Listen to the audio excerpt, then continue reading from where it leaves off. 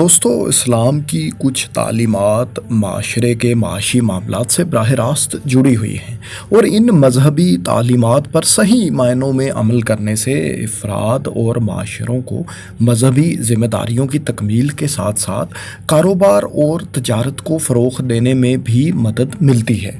مثال کے طور پر حج اور عید الاضحیٰ پر کی جانے والی جانوروں کی قربانی کا سوسائٹی کے لیے ایک وسیع اقتصادی پہلو بھی ہے۔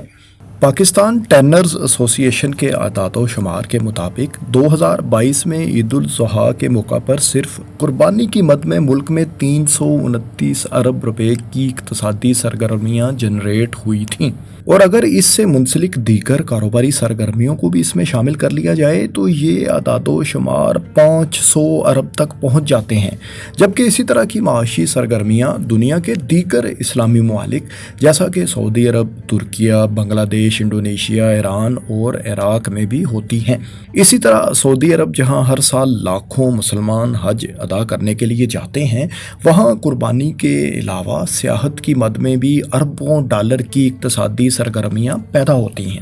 کووڈ-19 سے پہلے 2019 میں دنیا بھر سے 25 لاکھ مسلمانوں نے حج کا فریضہ سر انجام دیا تھا، جس سے سعودی حکومت کی سیاحت کی صنعت کو تقریباً 12 بلین ڈالر کی آمدنی ہوئی تھی، جبکہ اس سال 2023 میں تقریباً 15 بلین ڈالر کی ریونیوز جنریٹ ہونے کی توقع ہے۔ آج کی اس ویڈیو میں ہم عید الاضحیٰ کے موقع پر پاکستان میں ہونے والی اقتصادی سرگرمیوں پر نظر ڈالیں گے اور یہ سمجھنے کی کوشش کریں گے کہ اس مقدس مذہبی فریضے کے کیا مثبت اقتصادی پہلو ہیں۔ اسلام کا سماجی و اقتصادی نظام انصاف، بھائی چارے، دیکھ بھال اور تعاون کے اصولوں کے گرد گھومتا ہے، اور اسلام نفرت اور حسد جیسے جذبات کی حوصلہ شکنی کرتا ہے۔ سماجی اور اقتصادی انصاف کے بغیر حقیقی اسلامی معاشرے کا کوئی تصور نہیں، اور اس مقصد کے حصول کے لیے اسلام سود، رشوت، ناپ تول میں کمی، دھوکہ دہی، چوری، ڈاکے یا جوئے کے ذریعے بھی پیسے کمانے سے سختی سے منع کرتا ہے۔ عید الاضحیٰ، جسے قربانی کی عید کے نام سے بھی جانا جاتا ہے، دنیا بھر کے مسلمانوں کی طرف سے منایا جانے والا ایک اہم مذہبی فریضہ ہے۔ اگرچہ یہ بنیادی طور پر مذہبی اور ثقافتی اہمیت رکھتا ہے، لیکن یہ مسلم ممالک کی معیشت پر بھی مثبت اثرات ڈالتا ہے۔ اس مقدس تہوار کے دو حصے ہیں، یعنی حج اور جانوروں کی قربانی، اور دونوں کا بڑا انفرادی اور اجتماعی معاشی اثر ہے۔ حج اسلام کا ایک اہم ستون ہے، اور ہر سال لاکھوں مسلمان مکہ مکرمہ اور مدینہ منورہ کے مقدس شہروں کی زیارت کرتے ہیں۔ اس دوران اربوں ڈالر کی اقتصادی سرگرمیاں جنریٹ ہوتی ہیں۔ حج کے باعث سعودی عرب کے اندر ہوٹلز اور ریسٹورنٹس، کھانے کی صنعت، فون کمپنیز، ایئر لائنز اور ٹرانسپورٹ کو بے انتہا مالی فوائد پہنچتے ہیں۔ حجاج کرام سعودی عرب میں ہفتوں قیام کرتے ہیں۔ وہاں قیام کے دوران مسلسل اقتصادی سرگرمیاں جاری رہتی ہیں۔ اس کے علاوہ دیگر مسلم اور غیر مسلم ممالک میں ٹریول ایجنٹس، ایئر لائنز اور بینکس بھی حج سے منسلک انتظامات میں شامل ہو کر معاشی طور پر فائدہ اٹھاتے ہیں۔ اس مقدس مذہبی فریضے کا دوسرا حصہ جانوروں کی قربانی سے متعلق ہے۔ ایک طرف تو گوشت کی فراہمی کے ذریعے لاکھوں غربا پر براہ راست اثر پڑتا ہے، اور دوسری طرف عید الاضحیٰ کے موقع پر بہت سی صنعتوں میں زبردست معاشی سرگرمیاں جنم لیتی ہیں۔ آئیے ہم ان پہلوؤں پر نظر ڈالتے ہیں جن سے عید الاضحیٰ کا تہوار معیشت پر مثبت اثر ڈالتا ہے۔ عید الاضحیٰ کا سب سے اہم پہلو جانور کی قربانی ہے۔ پاکستان میں عام طور پر لوگ بھیڑ، بکرا، گائے یا اونٹ کی قربانی کرتے ہیں۔ اس سے عید سے قبل مویشیوں کی مانگ میں بے پناہ اضافہ ہو جاتا ہے۔ نتیجتاً لائف سٹاک کی صنعت پروان چڑھتی ہے اور جانوروں کی فروخت میں اضافہ ہوتا ہے، جس سے کسانوں، تاجروں اور متعلقہ کاروباروں کو فائدہ ہوتا ہے۔ پاکستان اکنامک سروے 2021-22 کے مطابق لائف سٹاک کے شعبے کا مجموعی زرعی सरगर्मियों में तकरीबन 62% और GDP में 14% हिस्सा है। गुज़िश्ता चंद सालों के दौरान पाकिस्तान की GDP में लाइव स्टॉक के शोबे का हिस्सा फसलों के यानी काश्तकारी के शोबे से बढ़ चुका है। इससे जाहिर होता है कि लाइव स्टॉक के शोबे में बेपनाह पोटेंशियल अभी भी मौजूद है। लाइव स्टॉक से हासिल होने वाला ज़र मुबादला कुल बरामदी आमदनी का तकरीबन 8.5% है और ये 80 लाख से ज़ायद देहाती ख़ानदानों की 35 से 40% मजमूई आमदनी का ज़रिया भी है। ये आमदनी बलूचिस्तान और सिंध के सहराई इलाकों जैसे कि चोलिस्तान और थर समेत दीगर पसमानदा इलाकों में इन ख़ानदानों को खुराक फराहम करने का एक इंतहाई अहम ज़रिया है। क्योंकि लाइव स्टॉक देही इलाकों के बाशिंदों की आमदनी का एक बड़ा ज़रिया है, इसलिए ईद उल ज़ुहा पर मवेशियों की ज़्यादा डिमांड पाकिस्तान के देही इलाकों में वाज़े तौर पर पुरकशिश माशी मौक़े पैदा करती है।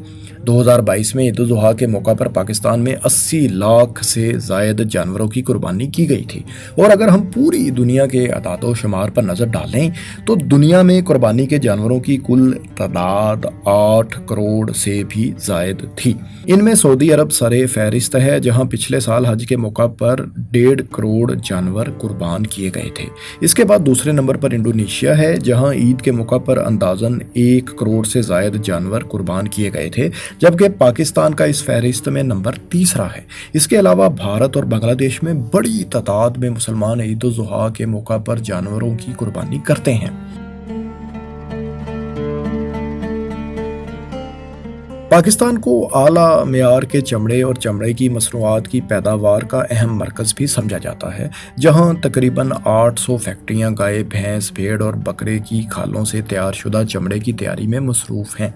पाकिस्तान टैनर्स एसोसिएशन के मुताबिक चमड़े की सनत मजमूई मुल्की पैदावार यानी GDP में 5.6% हिस्सा डालती है और पाकिस्तान की कुल बरामदात में भी इसकी नुमाइंदगी 5% के लगभग है।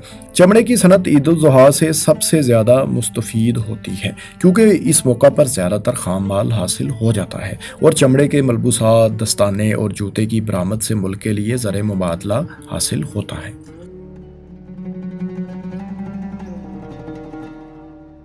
जैसा कि हमने जिक्र किया, लाइव स्टॉक इंडस्ट्री पाकिस्तान के गरीब और पसमानदा इलाकों की आबादी का एक इंतहाई अहम ज़रिया माश है।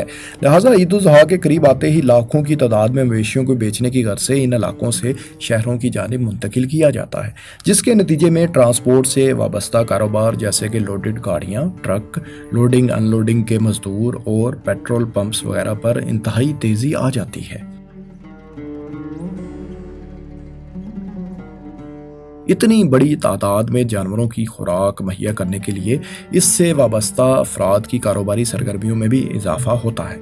इन दिनों जानवरों की खुराक और चारे की डिमांड पूरी करने के लिए पहले से इंतजाम किए जाते हैं। इसके अलावा ईद के दिनों में मवेशी मंडियों के इर्द गिर्द भी चारे की खसूसी काश्त की जाती है। ईद से पहले कटलरी मसनूआत खसूसन छुरियाँ, टोके और दीगर गोश्त काटने के आलात के अलावा रेफ्रिजरेटर्स और डीप फ्रीजर्स की फरोख्त में भी इजाफा होता है। इसके अलावा ईद के मौका पर लाखों की तादाद में कसाबों को रोज़गार के मौके भी मिलते हैं। सिर्फ कसाई हजरात, जिनमें पार्ट टाइम और फुल टाइम दोनों तरह के लोग शामिल होते हैं, इन 3 दिनों में अरबों रुपए का लेन देन करते हैं।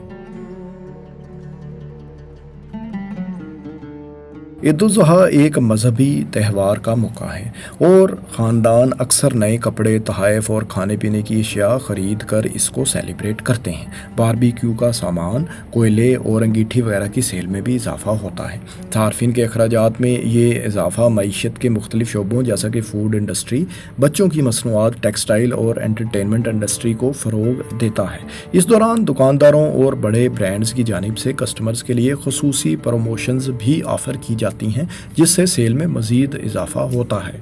ईद उल ज़ुहा के मौका पर लोग अपने रिश्तेदारों और दोस्तों से खुसूसी तौर पर मिलने का एहतमाम करते हैं। जैसे ही ख़ानदान ईद उल ज़ुहा मनाने के लिए जमा होते हैं, खाने पीने की अशिया और कैटरिंग सर्विसेज की मांग बढ़ जाती है क्योंकि कुर्बानी के बायस गोश्त का खाने में इस्तेमाल बढ़ जाता है।